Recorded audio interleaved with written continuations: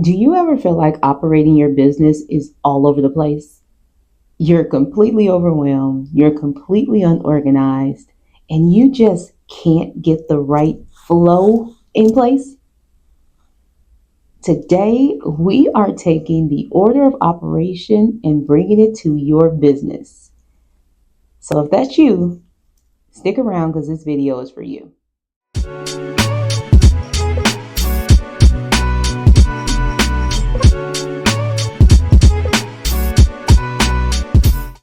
Hey y'all, welcome to another video here on Monday Momentum with me, your host, Crystal P. Sherrill. Let's jump right into it because operating a business, it isn't that easy. And today I want to take you through understanding how to apply the order of operations. Yes, the one that's used in mathematical problems, but for your business. We're going to go through each component of the order of operations, and I want to show you how to use the same framework to put the right business systems and structure in place so that you are operating efficiently and effortlessly. So just like in math, today I'm going to teach you the order of operations. Yes, what should come before you put operational systems in place within your business infrastructure? Just like in math, there is an order to adding business systems in your business infrastructure. And unfortunately, what most entrepreneurs do, they start by binging YouTube, getting all the information from the gurus, and trying every software and system that's out there. The mistake with that, systems are customizable to you, your business, your customers, your audience. You could be using systems for someone else's business model that doesn't work for yours. And then you wonder why you still feel overwhelmed, you still feel unorganized, and you still feel all over the place. It's not your business, so don't burn your business down. It's the systems that you've put in place to operate the business. All right, if you're not familiar with PEMDAS, it is the operational framework for mathematical problems. It tells you how to complete a mathematical problem in the order of operation so that you arrive to the right result. Today, I am going to flip this framework and show you how to put the operational structure in place in an order of operations. I want to show you how to put the right business systems, tasks, daily flows in place so that you are operating with excellence and efficiency. Here's the breakdown for PEMDAS as it relates to your business operations. We have P, that's for planning. We have E, that's for execution. We have M, that is for measurement. Then we're going to start with D, that's for development. Then we have A, that's where you make adjustments. And last but definitely not least, we have S, and that's where you start scaling and really moving up. Going in order will reduce overwhelm, it will reduce cost, time, effort, because you're strategically thinking through exactly what you need in place before you make a move. So let's not waste any time. Let's jump into the first component, planning. You can't go anywhere without a vision. If you were to take a trip, you would search the airline that you're going to fly, you would book the hotel, you would pack a bag, you would be ready for this vacation. It's the same in business. Your vision is the destination which you're heading, and you have to understand the complete vision for your company. You have to think through all of the divisions, departments, components that you want this business to house. And if you're wondering, what does this have to do with my business systems? Knowing your vision at the beginning will help you put the right business systems in place. Because potentially there are business systems that aren't as expensive that you can put in place first. First, getting 3 years into building your business and you have to restructure. You have to tear it down. You have to start all over because you didn't have the right operational systems in place. But that all starts with understanding your vision. So when it comes to your business vision, This is not just a statement on your website. This is not a statement sitting and collecting dust on your hard drive.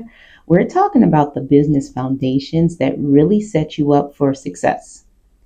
The vision tells you where you're going so that when you arrive there, you're already familiar with it. This is what I like to call proactive thinking versus reactive thinking. Reactive thinking is where something happens and you figure out what to do, versus you have already being proactive and thinking through and having a plan on what you want to do when you arrive. This allows you to look out for potential threats, opportunities, mistakes that may happen, and prepare for them. In reactive thinking, you're always in overwhelm. You're always in the constant state of figuring out, what do I do? What do I do? That is a miserable way to operate a business. It is a way that's going to have you fall out of love with the business that you've built. So, the key components to understanding your vision is having a clear vision and a clear plan on where the company is going, understanding the overall mission that the company is going to achieve, identifying who is your audience that you're going to help do this. Who are those ideal people and who are those target audiences that are wanting to work with you? You also want to know what's your value proposition as it relates to the competition. What makes you unique and you stand apart from everyone else in the industry? And last but definitely not least, you want to understand what are the core divisions or the core departments. I like to call them the core focus or your business buckets that you are building from. So for instance, here at CPS & Co., our core buckets are vision, operations, planning, and focus, where you create intentional time to achieve your goals. So for you, you may think of these as brand pillars, but these are the components where you will build products from. So let me give you this example. Let's say someone says you're going on a 5-day vacation and you pack for 5 days. But you arrive and you find out this was a 5-month vacation. What happens? You start scrambling. You start figuring out what to do. You start finding clothes, finding what you're going to wear, and you have to throw it all together. What happens when you throw it all together? It doesn't come out the way you wanted it to. That is why planning is the essential phase in the order of operations for your business. All right, now let's jump into 2 and 3, execution and measurement. Execution is where you take your plan and now you have to put it into action. And oftentimes, as we're navigating life and careers and other roles and responsibilities that we have, we need accountability to execute. Having a plan is not enough. That is only the first component. You really have to be intentional about planning time to focus, planning time to be serious, setting boundaries for yourself and others to know that this dream and vision that's on your heart is that important that you see it to fruition. So execution can look like a variety of ways. It could be you executing it yourself, which some people like to call it DIY. It could also look like hiring contractors or experts to actually put the pieces in place for you. Both work, but you have to decide, what do you have more of? Do you have more time to do it yourself? Or do you have more financial resources to pay someone and outsource it? Those are the type of components that you have to think through before putting operations in place. Because again, if you're using someone else's operational framework, you don't know if they had tons of time, or you don't know if they had more money or more resources. You don't know if this was something that they had expertise in and they put systems in place based on their knowledge. That is why systems are customizable. And during this execution phase, you really get to hone in on what systems you need specifically. A key component in execution are daily and weekly habits and routines to ensure that you are being consistent. Checklists will be your lifesaver when it comes to executing your plan. What daily checklist can you create? What weekly checklist can you have? What monthly and routine habits do you put in place to ensure that you're allotting enough time for your business, that you are allotting enough time for researching systems? But now, as you get to executing, what happens? You may have to pivot. You may have to make a change of plan. Why? Because as you're executing, you are also measuring. You're measuring what's working, what's not working, what do you need to change, what do you need to adapt, right? Measurement is key in understanding what's next. So now that you've put a plan in place, you have a clear vision, you are executing the step by step plan. And you are pivoting as you measure what's working and what's not working. Now we're going to go out into full development. So you can think about the first phase as like an alpha or a beta. The development is where the true product is being developed, the true company is being put into place. So during development, this is where you will take what worked. How do you elevate it? Take what worked. How do you expand it? This is where you really put the business systems in place.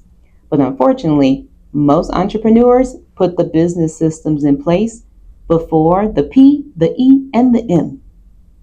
You already have a CRM system. You already have a website. You're already writing blogs, and you haven't even put the vision in place to understand if those components work for the business model you have. So systems and actual operational systems truly don't come into play until this part, development. But now that you have measurable outcomes, you have the systems and processes, you have the personnel and people, you have the daily procedures and policies in place. Now it's time for you to move on to some adjustment. Now, during the adjustment, you got to get a feel for how it works for you. How does it work for your team? How does everyone flow daily? These are the components that are essential to understanding what do you need to adjust so that the temperature is just right for your business. So for example, let's say during your measurement phase where you were measuring what was working, you found out that one of your core products did exceptionally well compared to the any of the other products, service products you have. So what do you do in this adjustment phase? During this adjustment phase is where you decide, do we focus on this product and scaling this product? Or do we continue to offer all of our services? Maybe you want to do 50% of this product and 50% of the other products. Maybe you want to do 20% of other services and 80% of this one service that did phenomenally well. This adjustment phase allows you to pivot your products, pivot your procedures, your policies, your company's positioning, the people in which support the business. This is the adjustment phase that gives you some room for a little change. So you don't feel like you're building the wrong business. Use this adjustment period to truly make the changes that make this business feel like something you want to run for a long time. Something that you want to have around and create a legacy with.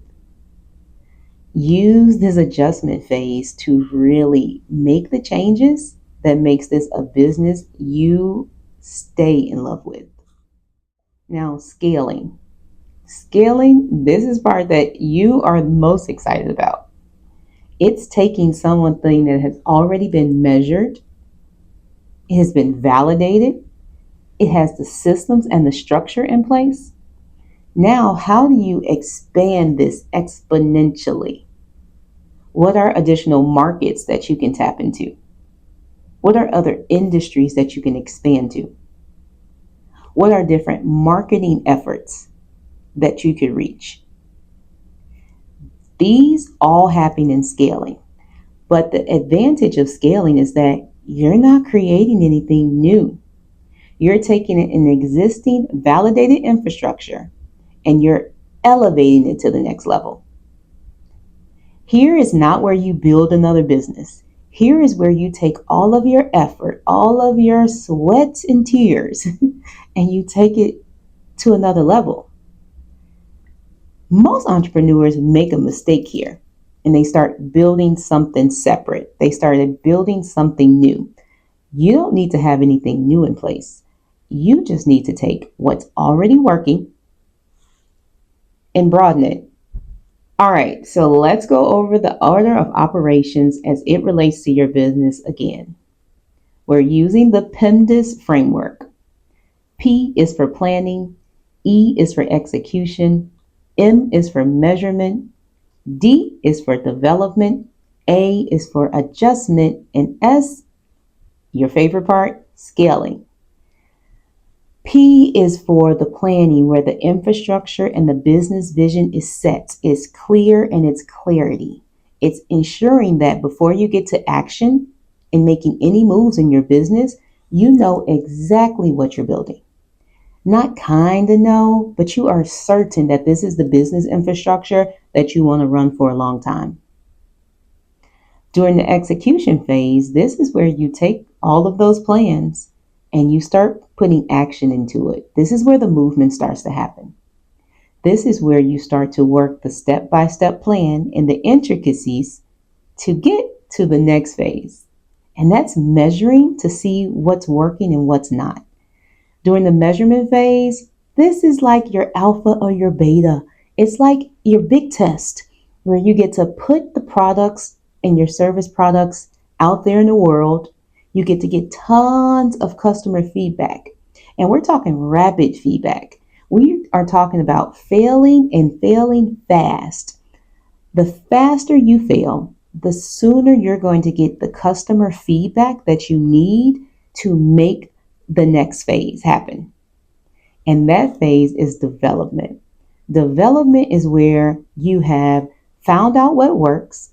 You've probably gotten rid of what doesn't work. And now you're making the development for the systems and the structure that you need.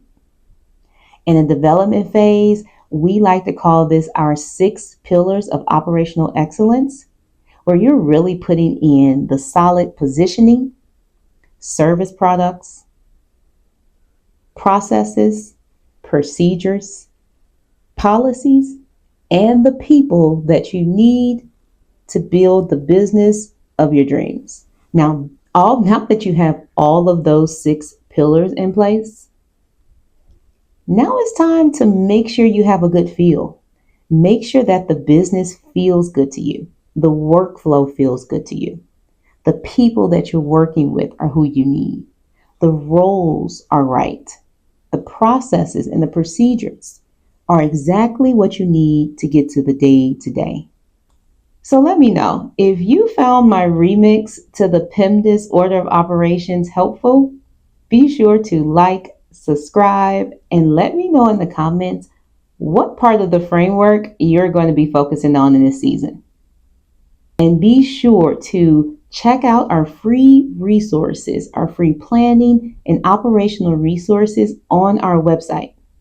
It's a host of templates, checklists, ebooks, and courses for small business owners to bring the high-level business operational strategies to you.